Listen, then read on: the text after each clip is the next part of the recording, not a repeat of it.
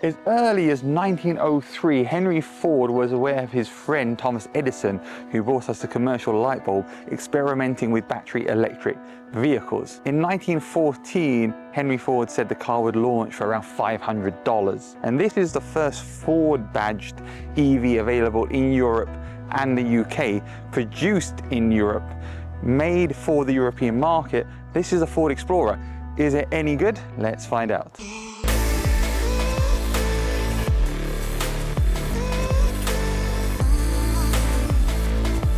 What would Henry Ford have thought of this car, the first Ford branded EV available in Europe? I think he would have been very happy. This is a very, very good car all round.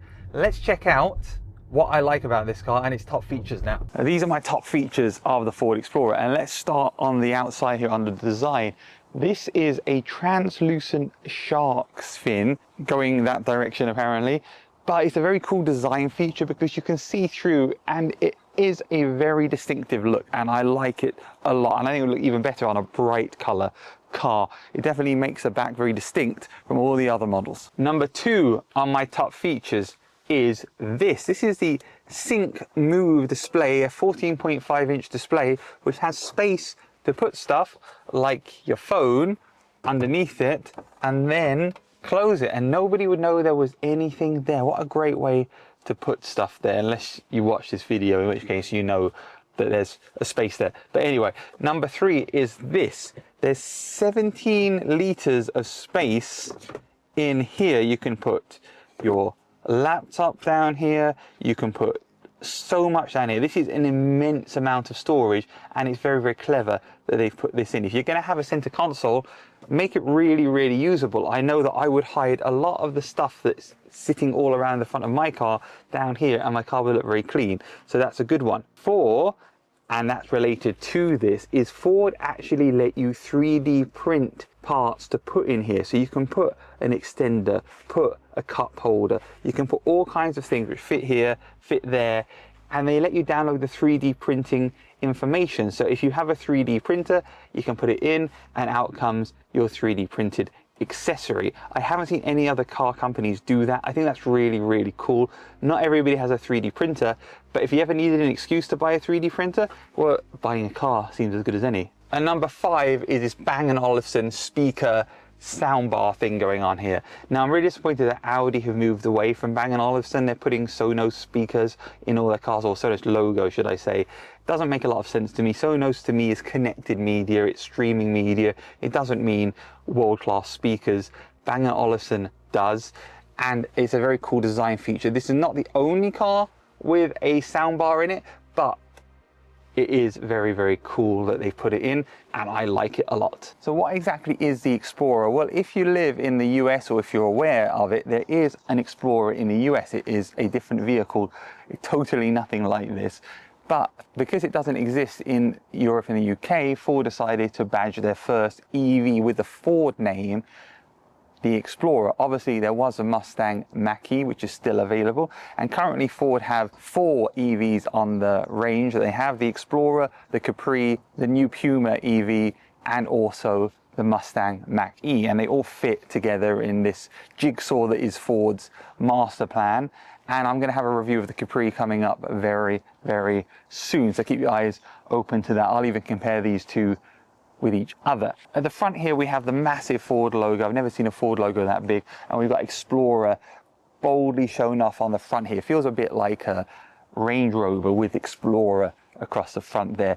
This is quite a imposing design at the front. This car is very blocky, but it's also imposing.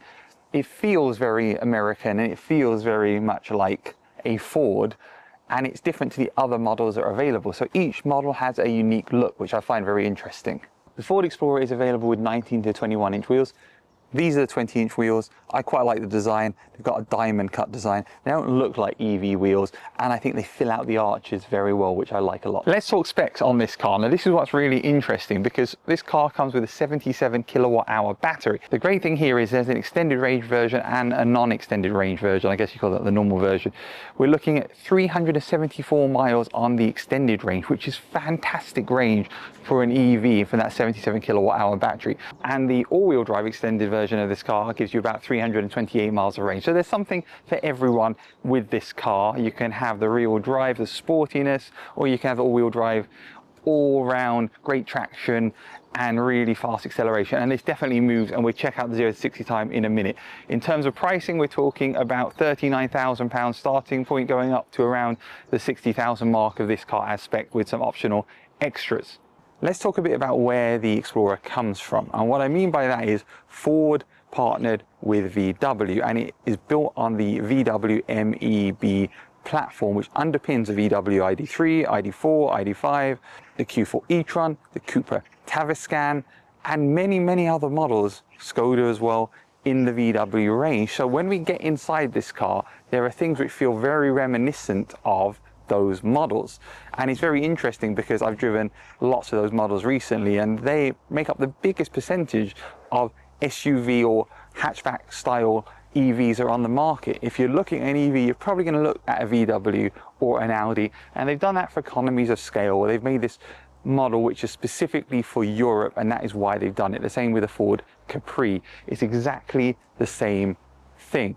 It's very interesting that a car company as big as Ford is working with a car company as big as VW to do that. Interesting story behind this car, interesting history of this car. Very, very interesting when you think about it, because most cars, when you look at their history and where they come from, they're their own thing.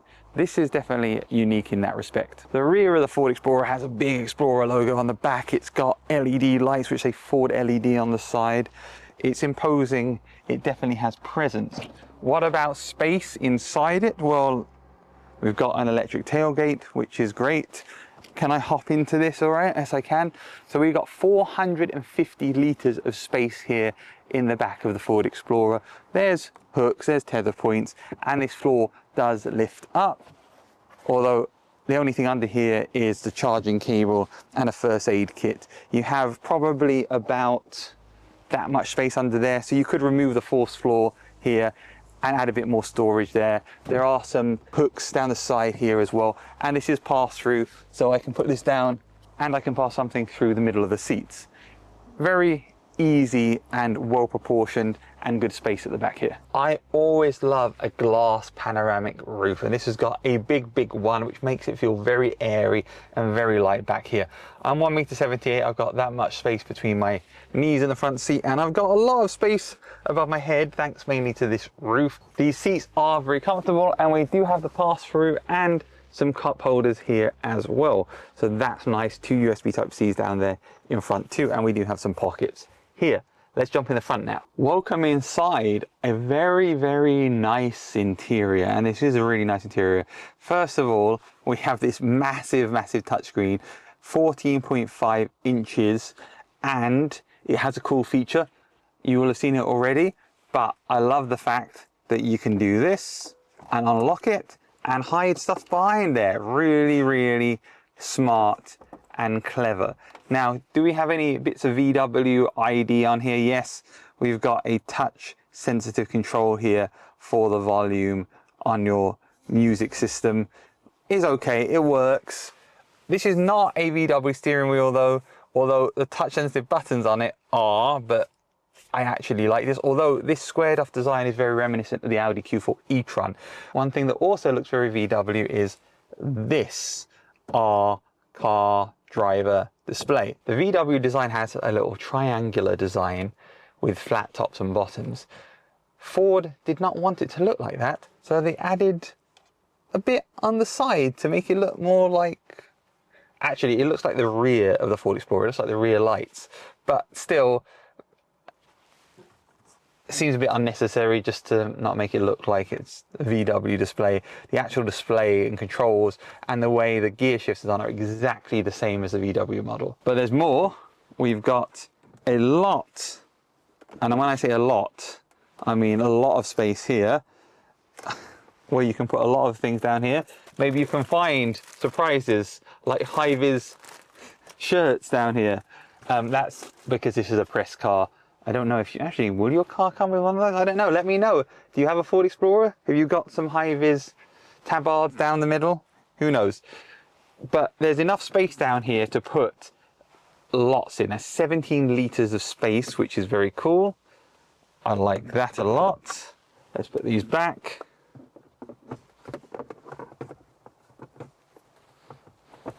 There we go. I also like the fact we've got a Bang & Olufsen speaker soundbar up there. That's really nice. And lots of other little details like the carbon fiber type trim here, and the fact that there are different colors of material on the dashboard. It's not just plastic. Again, it feels like leather. Overall, this is a really high quality interior. I really like that big screen. Gives you a lot of functionality.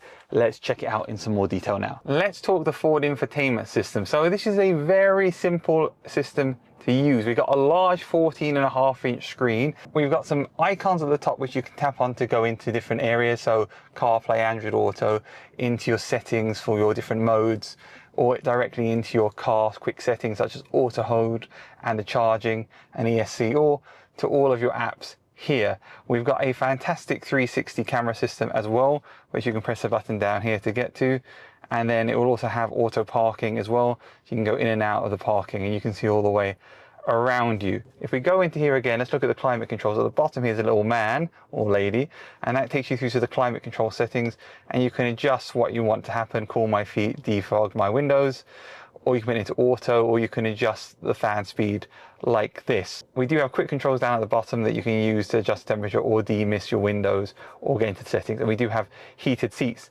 too. If we go back to the apps and we go to vehicle, then you can see here we've got our overview of the vehicle, and we can adjust whatever we want. I like the little animations. They're really, really good. And our status. We've got our data as well. And there's a report here. What is this? What's the problem? It's saying there's no traffic sign recognition because I'm not on a main road. Easy to do. Charging, no problem. We can optimize the charging, we can find locations, and we can adjust the settings. So this is very easy, and Android Auto is really nice and big on the screen, so it's very easy to see what's going on. And I do like the fact if you click on the music here, it goes to half the screen here. Now the other thing too is we do have notifications up here, which you can go into as well. And we have this special screen, this sync move screen, which I can press to go up like this. And then you can put whatever you want back here and close it. And this is locked and locked out too, which is very cool. So that's the infotainment system. Really nice big screen, very fast, quick and easy to use system. The number one thing that I notice when I get in this car, the first thing is how comfortable the ride is.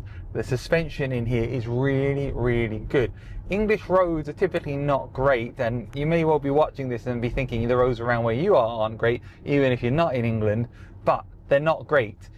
And the suspension is really soft and supple, but also just firm enough that you feel where you are. I'm able to go over bumps and holes all over the road, and actually it feels very, very stable and very confident, inspiring. And that's really what you want. You want a car that when you're driving over those divots in the road isn't going to suddenly send you one way and the other way unexpectedly. This car doesn't. I can tell exactly what's going to happen when I go over a hole in the road, and really it's not a lot. But it's not because we're sitting on some car which has an amazing air suspension. It's just a really, really well engineered car suspension, and I'm really, really impressed with this. And also the other thing which it has, which is very different to the other VW cars that I've reviewed, which are built on the MEB platform, is it doesn't have that annoying brake pedal where you push it, push it, push it, push it, and eventually something happens.